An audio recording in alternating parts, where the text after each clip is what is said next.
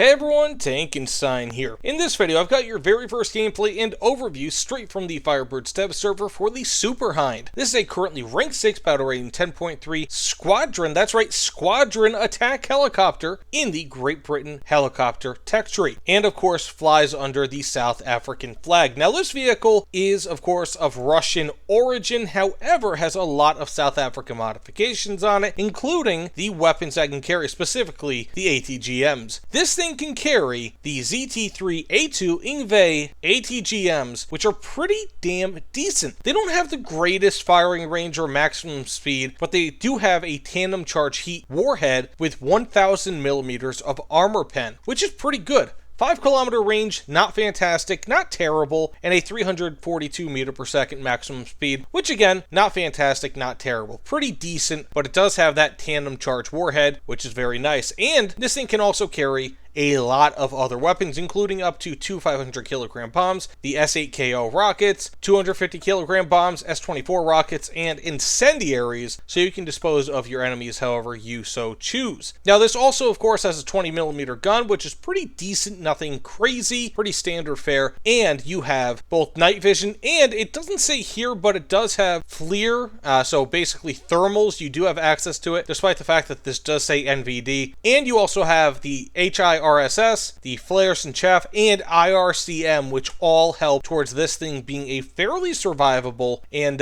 not detectable vehicle, at least in the IR sense, from SPAA. Now, I did want to go provide kind of a secondary look here just to kind of compare it to the G-Lynx. I know the G-Lynx is a higher BR, but it is worth comparing, being that some people might want to purchase the Super Hind for whatever reason with Golden Eagles rather than just upgrade it. Now, it is important to note this thing does have a 73.7 times optical zoom, which is phenomenal. The G-Lynx does not have that. It's only 12 times, but as you can see, the G-Lynx does have air-to-air missiles, which the Super Hind, at least as of current, totally lacks, which is a big weakness for the Super Hind. But this also has AGM-114B Hellfires, which beat the Super Hind in range by 3 kilometers, have a 475 meter per second maximum speed, and have 1100 millimeters of armor pen, although only has a standard heat warhead, not a tandem charge. So as I said, enough talk. Let's just kind of show this thing off. Unfortunately, being that, as you can see, this thing is grayed out, they are not allowing any sort of CAS or helicopter gameplay in ground battles, at least as of current in the dev server, so I will have to show you this via the test flight. However, the new test flights in War Thunder are phenomenal, and they have tons of new things that you can kill, so trust me, you'll get a good feel for it. That said, let's get into it. So of course, here we are with the Super Hind. I just kind of want to show you guys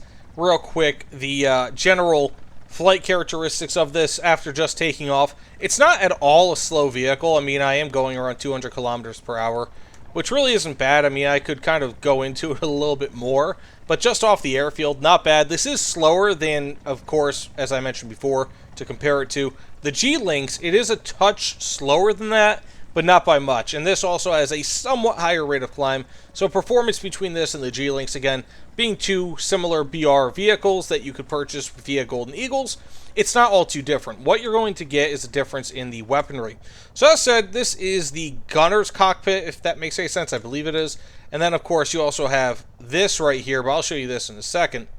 And then you also have the primary cockpit, which I'll give credit to Gaijin, man. Every single time that they put a new vehicle in here, so long as they actually put the cockpit into the game, they always do such a great job of it. So, that said, we're going to go ahead and target one of these tanks here. Like I said, look at this zoom. From this distance, 3.85 kilometers with this zoom, I could see a sailor that would be flipping me off. So, we're going to go ahead and target, this Leopard 2A4. Hopefully I can do it. This is the launch window. Zoom down a little bit. These can get a little cranky, these Ingve missiles, unfortunately. They can get a bit cranky, so I try not to,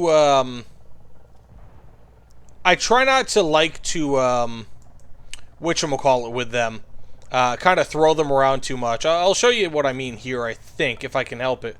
So, you might see it, these are pretty maneuverable, but if you, as you can see there, it starts kind of rubber banding in a way, which is not ideal. So you're probably going to want to maintain a pretty steady track Otherwise, they could start kind of flying all over the place a little bit. Now, this is the FLIR, so to speak, the thermal vision, which isn't bad. It's not like, amazing, but it does help at least when it comes to seeing exactly where your targets are at a range. Now, let's go ahead and show you more or less what this will look like. And as you can see, with the thermals on, it's not quite beautiful. Like, you're not going to be able to track your missile quite as well as you would with this, at least in my opinion. So it does seem to be that just for general target acquisition, having the thermals on might benefit you. I mean, this is a very sterile environment, mind you, so it's like all these targets, like, I can see them with my naked eye, and it's not a difficult thing for me to do. Whereas in actual gameplay, it might be a lot more difficult for me to actually be able to find these things. So with my naked eye, so having the thermals does help out quite a bit. So let's go ahead and I guess just fire a few more shots, see what we could do here. Again, we do have to unfortunately kind of shift this around. The launch window isn't very big. But, again, these are, despite the fact that these are not as good as the Hellfire missiles offered on, again, for example, the G-Lynx, they are still pretty capable. I mean, like, I'll bet you with another shot or two, I could probably take down this destroyer with these, which is pretty decent. I mean, they're not bad weapons by any stretch of the imagination. I'd say they're pretty decent. They're really good killers when it comes to actually fighting the enemy. But overall, I mean, there's not really all too much else I could say about them, unfortunately. They're,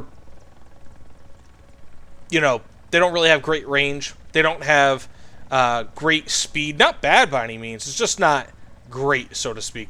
So I said, let's just kind of fling some rockets here. I'll show you how bad I am when it comes to general rocket or helicopter gameplay. And these are the S8KOs, just in case you guys are interested in playing with the unguided rockets, which I'm sure some people might be. This can do it. Again, I probably wouldn't recommend it, but I'm sure some people are absolutely in love with the whole idea of it. And this can do it just perfectly well, I mean, there's nothing wrong with this vehicle insofar as that's concerned. It does have a decent enough cannon, so if you're looking to gun enemies down, it's a 20, not a 30, unfortunately, but it does have, I think, close to around 60 millimeters of armor pen, which if you are shooting at enemies from the roof, you should be able to do quite well versus them, or even versus light targets. So, in general, this is a pretty effective vehicle. I mean, I don't really think it's overpowered. Probably at 9.0 BR. I'm not a helicopter guy, or 10.3 BR, rather. I'm not a helicopter guy, so if you guys think that this thing is OP, let me know in the comments below. I'm genuinely interested to hear your opinions, but I feel like this is a good addition to the Great Britain Air Tech Tree, or the helicopter tech tree, rather. It's not anything too crazy. I feel like this is going to bring some variety to the game, and is a cool vehicle for those who like the Hind helicopter, being that this is such a somewhat unique, I'll say, variant of it, especially being that, again, it's in the Great Britain Air Tech Tree, or helicopter tech tree, and features South African weapons. So it's just a really cool overall vehicle, if nothing else, for variety in War Thunder. And, I mean, just thus far, I think it's pretty damn good. This is one of those vehicles that I feel like, as far as helicopters are concerned, I can actually see me playing this thing. Even though I'm not much of a helicopter guy, I could see me playing this thing. It's a really cool vehicle. So that said, let me know what you guys think about this in the comments below. I am, as always, interested to hear your opinions. But either way, thanks again, everyone, and I will see you all on the other side. Take care, everyone. I didn't even kill it!